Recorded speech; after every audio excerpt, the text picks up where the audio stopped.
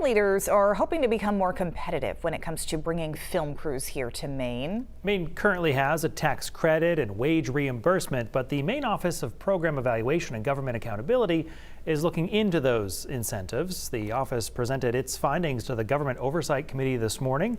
News on Maine's Jackie Mundry breaks down the report.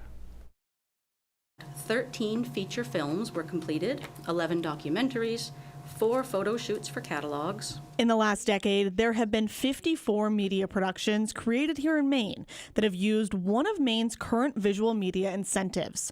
According to the OPEGA report, that number is low and shows the current incentives are not attracting these types of media productions to Maine. We did find that Maine's incentives tend to be less generous than others. In Maine, visual media wage reimbursements are 10% for people who are not Maine residents and 12% for Maine residents. But other states have much higher reimbursement rates.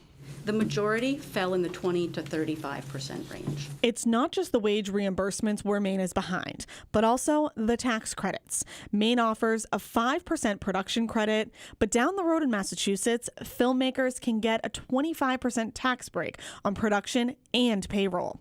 Productions in Massachusetts have to spend $50,000 to get these credits, but in Maine, these companies need to spend $75,000. We found that there are issues with the administration of Maine's visual media incentives that should be addressed moving forward. Filmmaking groups in Maine declined to comment on the report as this conversation continues. There will be a public hearing on this report in the coming weeks. In Augusta, Jackie Mundry, News Center, Maine.